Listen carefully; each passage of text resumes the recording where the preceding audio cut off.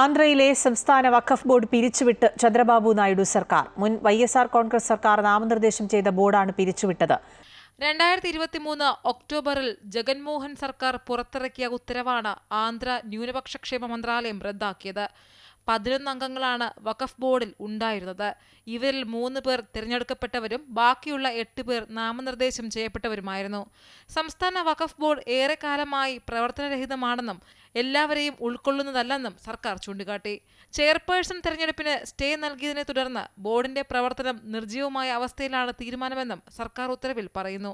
വഖഫ് സ്വത്തുക്കൾ സംരക്ഷിക്കുന്നതിനും വഖഫ് ബോർഡിന്റെ സുഗമമായ പ്രവർത്തനം ഉറപ്പാക്കുന്നതിനുമുള്ള താൽപര്യം മുൻനിർത്തിയും ഹൈക്കോടതിയുടെ നിരീക്ഷണങ്ങൾ ശ്രദ്ധാപൂർവം പരിഗണിച്ചതിനും ശേഷമാണ് പുതിയ ഉത്തരവ് പുറപ്പെടുവിച്ചിട്ടുള്ളതെന്ന് ന്യൂനപക്ഷ ക്ഷേമ വകുപ്പ് സെക്രട്ടറി കാത്തി ഹർഷവർദ്ധൻ പറഞ്ഞു. അതേസമയം നടപടിയെ BJP നേതാവും IT സെൽ തലവനുമായ അമിത് മാളവ്യ സ്വാഗതം ചെയ്തു.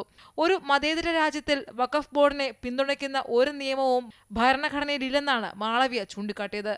അതേസമയം കേന്ദ്ര സർക്കാരിന്റെ വഖഫ് ഭേദഗതി നിയമത്തിൽ ചന്ദ്രബാബു നായിഡുവിന്റെ TDPയുടെ നിലപാട് നിർണായകമാണ്. ന്യൂനപക്ഷ സംരക്ഷണത്തിന്റെ കാര്യത്തിൽ വിട്ടുവീഴ്ചയില്ലെന്ന് തെരഞ്ഞെടുപ്പിന് ശേഷവും നായിഡുവും TDPയും വ്യക്തമാക്കിയിരുന്നു.